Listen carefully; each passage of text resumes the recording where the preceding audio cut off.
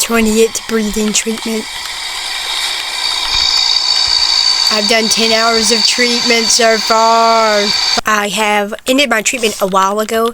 We've been kind of just playing games, and we're about to watch 5 Feet Apart, the movie. Never watched it. I finished my treatment a while ago. Like 20-something minutes to an hour ago, I think. What?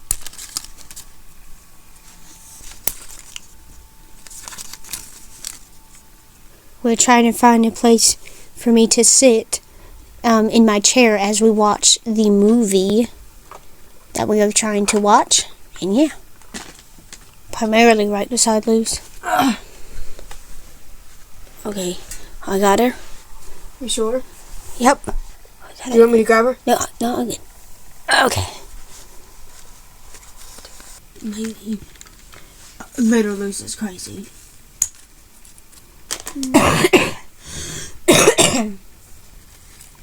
Seats are so tiny. Horrible. Jesus, you are tall. Just. You good? Sydney, can you just grab her by her arm and then her legs? Oh. Oh, or not. Yeah, her head's very, do you need your head thing? Does she need her head thing? I'm assuming so, but I don't know how I'm gonna fit it. There. We're absolutely chilling, y'all. This isn't the movie. Oh, now it is. We are all done watching the movie. We've been done watching the movie for a little bit, but it was a really good movie. Hey everyone, we haven't updated y'all in the weekly vlog in a while, and that's primarily because we've really been doing nothing. As you can hear, this is not my voice. Okay, technically it is my voice, but not my old one. The voice you're hearing is coming from my AAC device. This device allows me to speak freely as ALS continues to take my voice. As of January 12th, I only have 15 days left until I lose my speech entirely. I've been wanting to do a trial run with this talker to see how well it holds up while doing a video. I have done a trial run before, but I recently got this new talker device app, and it allows me to speak a little faster than normal, so that's a new update for you all. On January 10th, we hung out with our friends and had a good time. We watched the movie Primate. Honestly, that movie was scary as fuck, but I would recommend it. It was a nice movie to watch, except for the parts where my husband was covering my ears while things got all bloody. That was definitely not my favorite part, lol.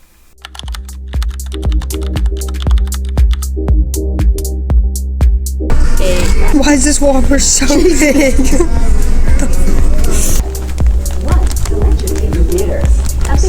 Success looks like a failure to your parents.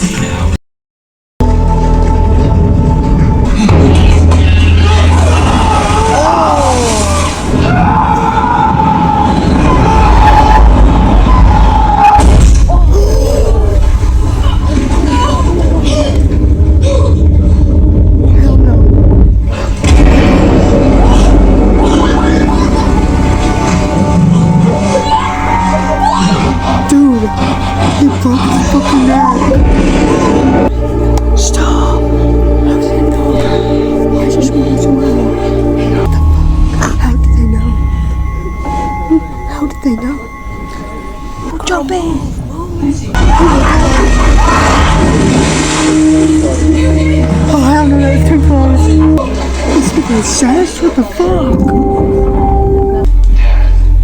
It's not bad anymore.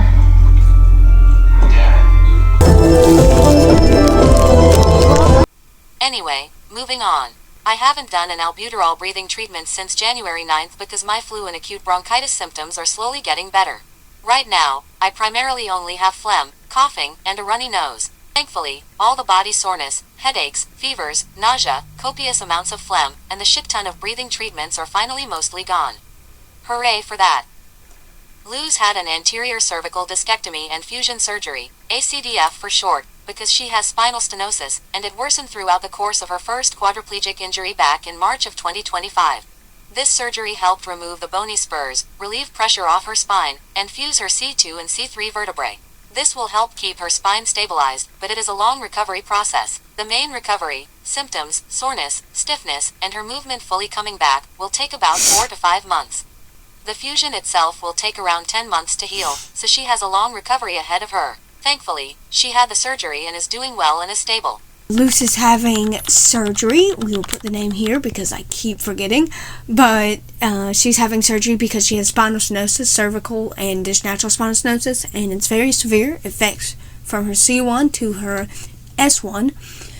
But Luce is down for surgery. She's intubated. She has literally a few 6 minutes till surgery. We can show her intubated. She has the intubation tube. It's not in surgery yet. They're going to operate on her until 12:30, I think. That's what they said. And in the time, they'll get her a hard neck brace. And I also forgot to say they're going through the front of her neck. I think they're doing it on, I think, this side. I think. So what they'll have to do is move her esophagus, her windpipe, and her other major arteries and blood vessels, I assume, to the side, and go in from there. And it is considered major surgery, clearly. And they're just going to go in there, and they're going to remove the bony spurs and the disc, and they're going to fuse it now so it can become one bone so it doesn't cause instability in her neck. So she's having it January 12th. And she's expected to stay in the ICU until January 13th. On January 13th, she'll be moved to a regular hospital room. She'll stay there till the 15th, assuming no complications. And then after we start the recovery process on week 1, she has to wear her hard neck brace for a full week. And then on day 4, they said that she might be able to have small increments in her wheelchair.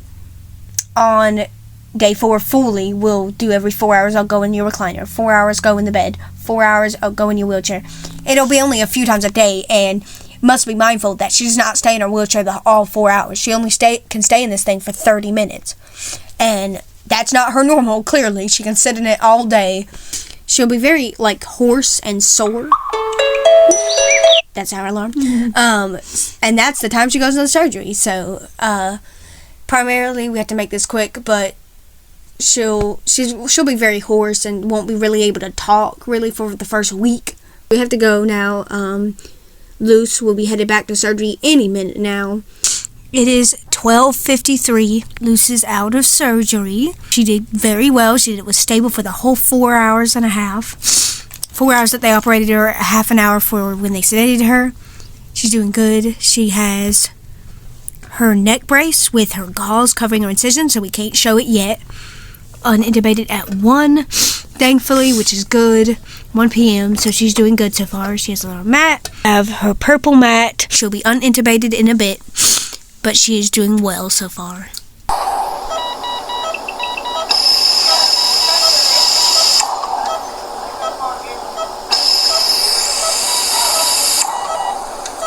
As for me, I've honestly just been chilling and hanging out. I haven't really been doing much this week, but nonetheless, that's the update using my talking device. The reason I'm doing this is so I can know what it might be like when January 27th comes, which is the date I lose my speech. I figured I'd try it now to see how it feels and how it sounds. That's the main update. Thank you all for watching, and I'll see y'all when we have more updates.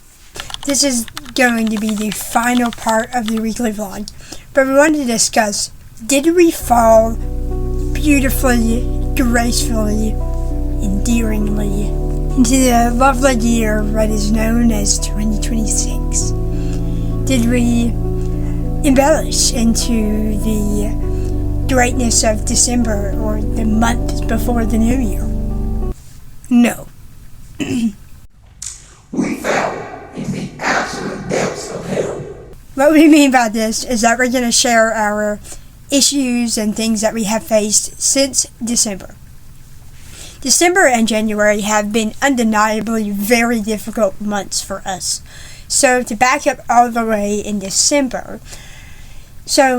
December was going okay for most of it. When we started the podcast series, the festive episodes, I discussed how I was never plagued in December, how I was super lucky without getting sick and everything, and how I was doing really well, how I have been doing really well every single December since this channel has been running. However, that December got changed very, very, very, very quickly. December 26th, I got a pressure sore on my foot which pressure sores are a pesky issue that we've talked about before on the channel.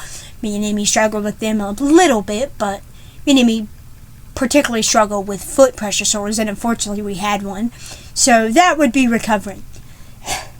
To struck the extra bat of luck, we got the moderate flu, or the super flu of 2025 on December 29th. Only 3 days into that pressure sore, we got the frickin' flu. We have never, ever, ever been sick in December. But getting the flu within a pressure sore sucks. We had nausea, hot flashes, fevers, body aches, chills, temperature regulation issues, soreness, brutal coughs, phlegm, runny nose, headache. Just to name the gist of the symptoms. Jesus. Then, on January 2nd, we had to catch acute bronchitis. Prior to catching severe acute bronchitis we had a very bad hypoglycemic low.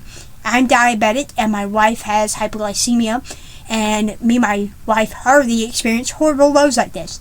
But apparently, just 2 days into the flu, we had to experience a horrible low, meaning we literally fainted.